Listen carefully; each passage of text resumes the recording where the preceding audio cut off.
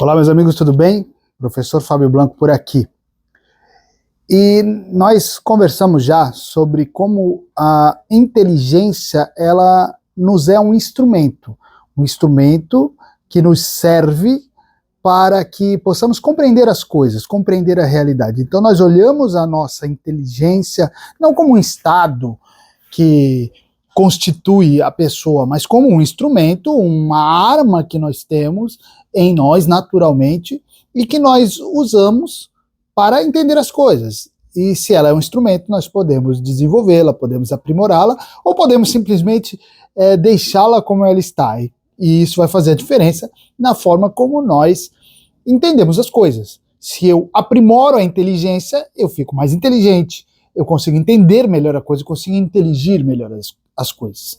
Então nós já falamos sobre isso. Bom, mas se a inteligência ela é um instrumento e nós a utilizamos para algo que é entender a realidade, entender as coisas, então antes de tudo nós precisamos nos perguntar se essas coisas elas realmente são passíveis de serem compreendidas.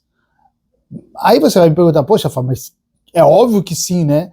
Isso até parece uma reflexão meio desnecessária, porque a possibilidade do conhecimento da realidade para as pessoas comuns é auto-evidente. Também acho. Só que, se nós olhamos a história do pensamento ocidental, nós vamos ver que nessa história se manifestam várias vezes tipos de ceticismos em vários graus. Então, muitas vezes os pensadores levantaram dúvidas sobre a possibilidade de conhecer a realidade. E não foram quaisquer pensadores. Você tem desde Pirro, na Grécia, que tinha um ceticismo mais prático, né? Ele partia do seguinte pressuposto: eu não posso confiar nos meus sentidos. Se eu não posso confiar nos meus sentidos, eu não posso dizer o que as coisas são, então as coisas não podem ser conhecidas.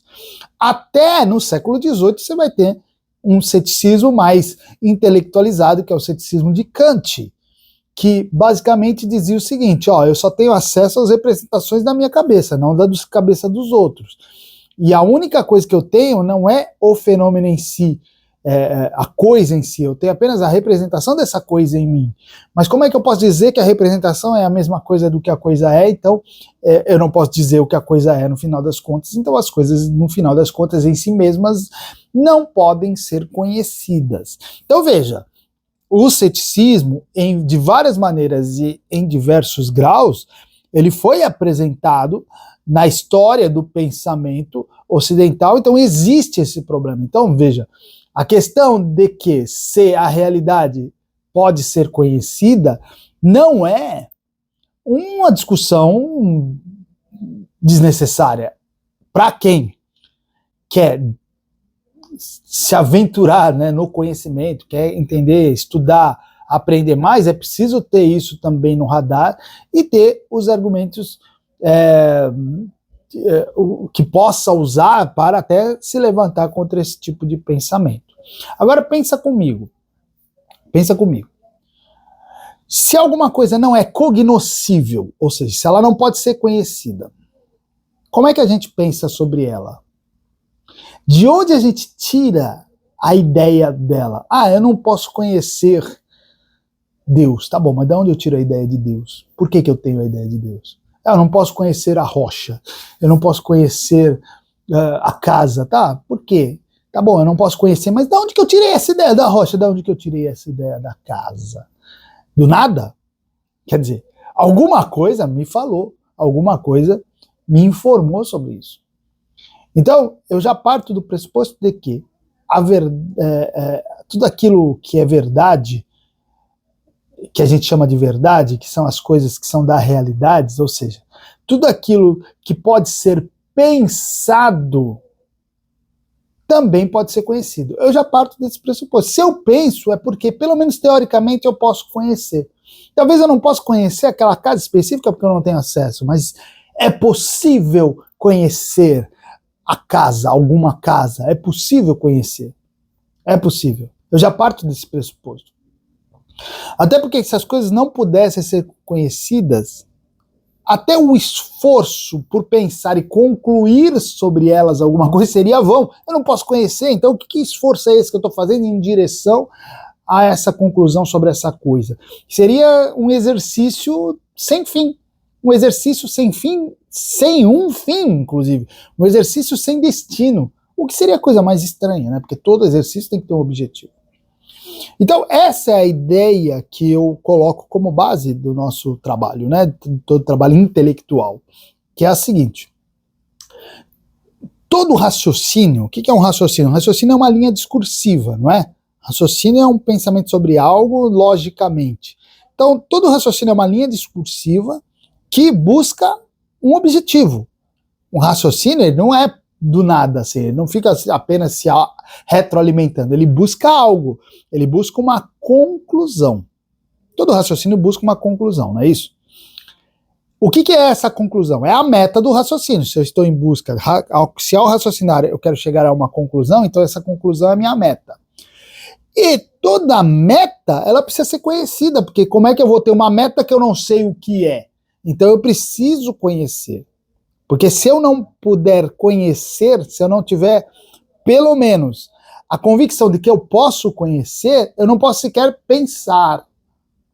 Então, diante disso, eu preciso concluir que todo raciocínio pressupõe que, em seu fim, há algo que se pode pensar e, portanto, conhecer.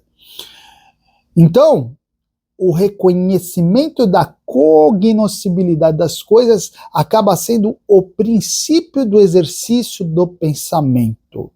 Falando de uma maneira até mais simples, eu só posso começar a exercitar o meu pensamento se eu reconhecer que eu posso conhecer as coisas. Se eu achar que eu não posso conhecer as coisas, como é que eu vou pensar sobre elas? Como é que eu vou iniciar o exercício do meu pensamento? Então, voltando à questão que nós falamos, do exercício, do desenvolvimento da nossa inteligência, se eu quero desenvolver a minha inteligência, antes de tudo, eu não posso ser um cético. Porque o cético castra a sua inteligência na origem. Ele já afirma que não pode conhecer, então, se ele não pode conhecer, para que ele vai desenvolver o seu instrumento que lhe serve exatamente para conhecer as coisas?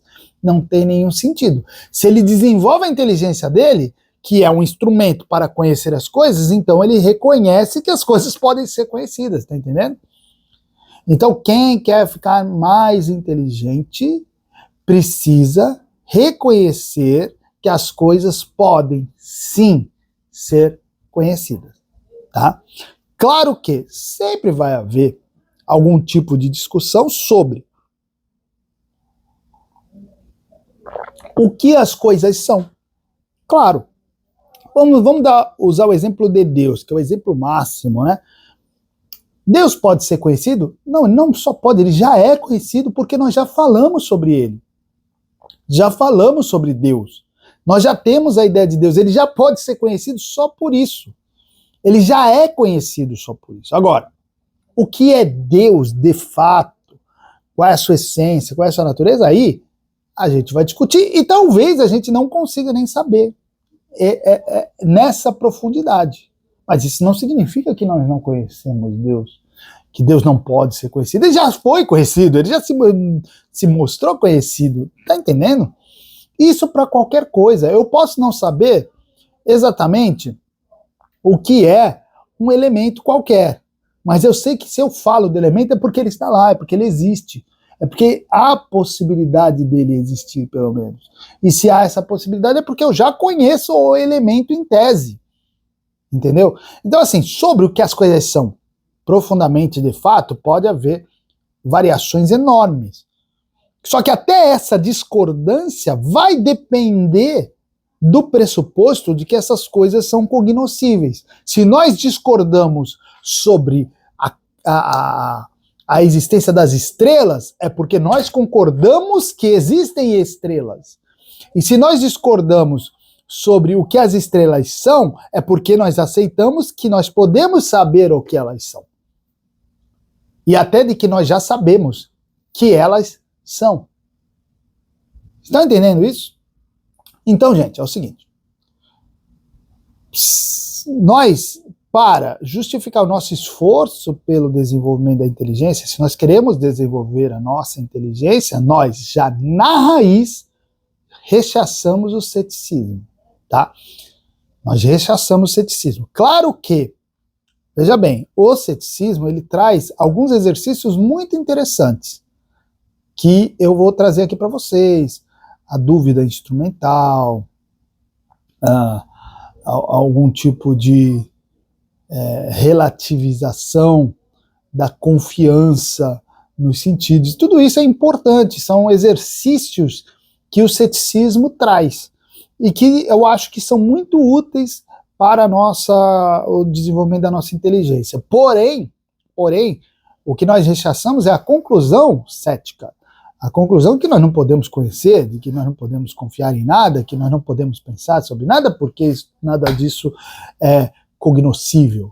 Isso nós rechaçamos, porque se nós queremos desenvolver nossa inteligência, nós precisamos tirar esse ceticismo já pela raiz e afirmar que sim, nós podemos conhecer a realidade. Tá bom, gente? Por hoje é isso aí e até a próxima.